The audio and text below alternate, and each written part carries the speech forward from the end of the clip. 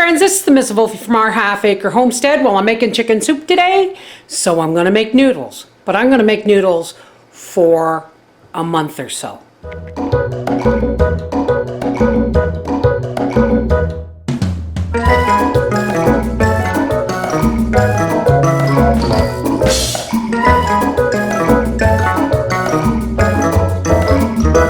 Okay. Here's my noodle cutter. Here's my flour bowl and my egg bowl.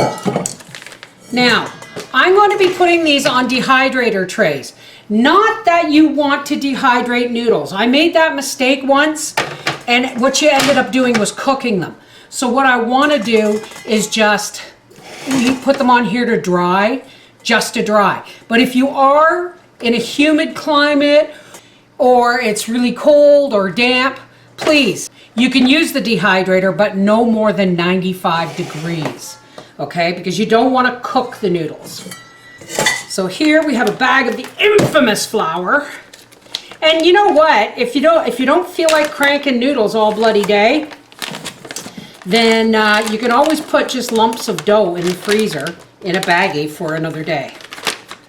So I'm going to say that's about 8 cups of flour. So we're going to need approximately 8 eggs. Oh, that one's broken. No good. I never trust an egg that has a crack in it because I don't know if it came like that or if I did it on the way home or whatever. So first, we're going to whisk up these eggs. Yes, folks, my hands are clean. And I'm just going to make a well here. Well, first,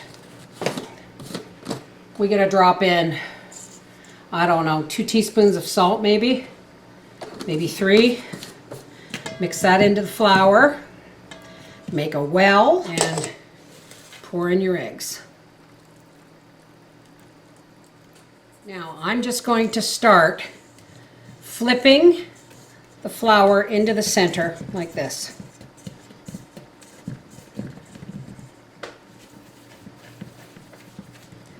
Whoops, I got egg on my hands, darn it. Didn't want to do that because then it gets sticky. But here we are.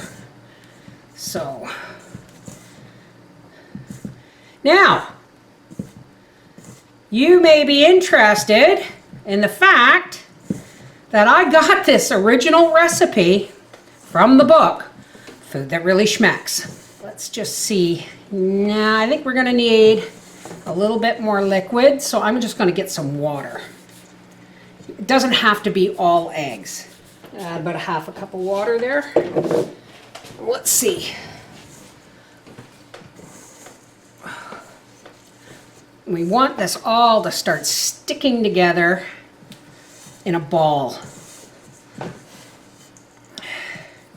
Keep some water handy, just in case, but the rule of thumb is 1 egg per cup of flour. Now that bag may have had 10 cups of flour in it. It may have had 8. I know the base measurement for those bags was pretty much 8.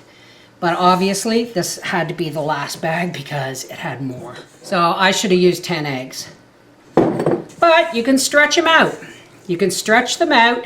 If you want to make a big batch like this and all you got's 4 eggs, just add water.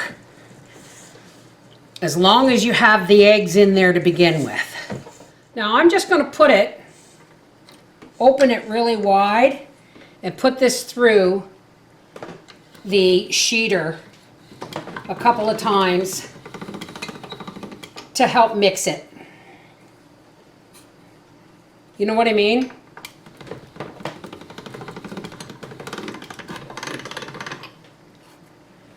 So I have it on the thickest setting because I'm just making some for supper.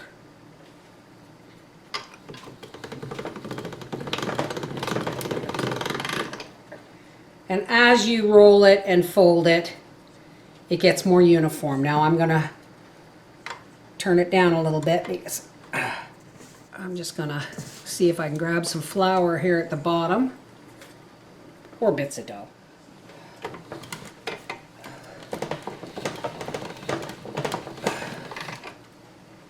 This does make things a lot handier. I like my noodles fairly thin, so, oh yeah, this is beautiful.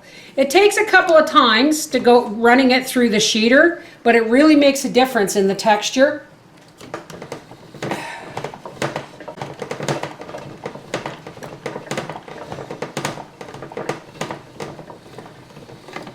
Okay. Alrighty. Now, ideally, you'd want this really a lot smoother, but I'm going to put it through one more time.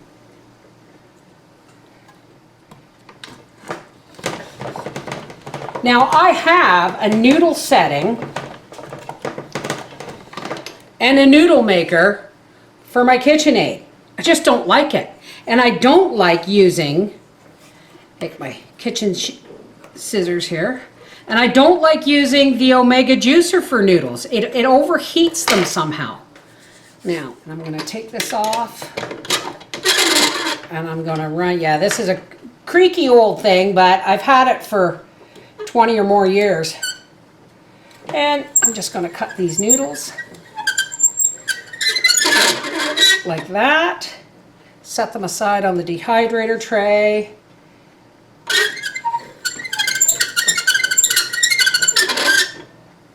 Like that. Because these ones are just, these aren't going to actually get dried. These ones are actually going right into our soup. So into the soup these go, and then I'll make another batch for the soup. Okay, this is all the noodles that I prefer per tray.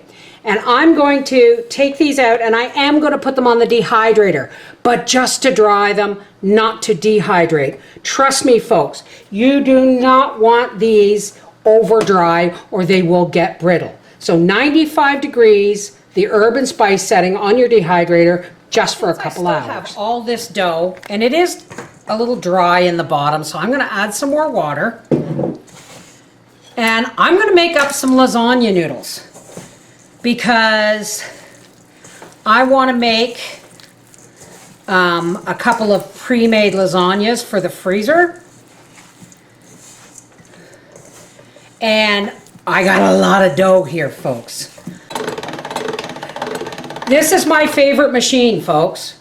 Nothing electric beats it unless you're paying a small fortune for it.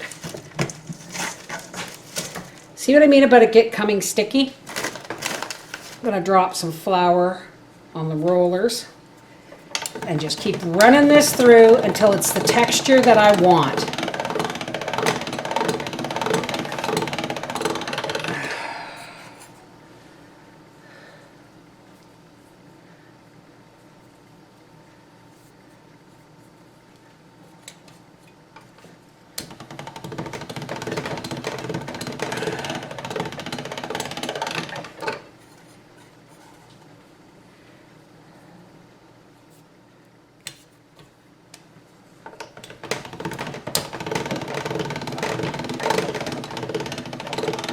You could knead it all day, but this actually saves you quite a bit of work by putting rough dough through it a couple of times.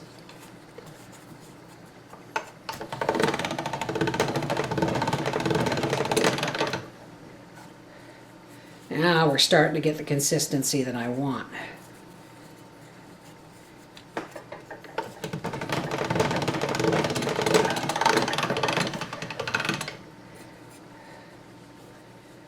Okay, I'm going to put this through this width, which is number 2 on the dial here.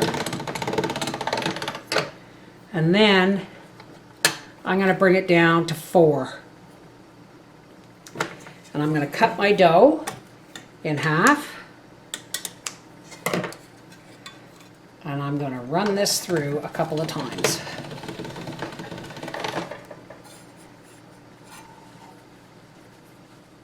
And there is 2 beautiful lasagna noodles.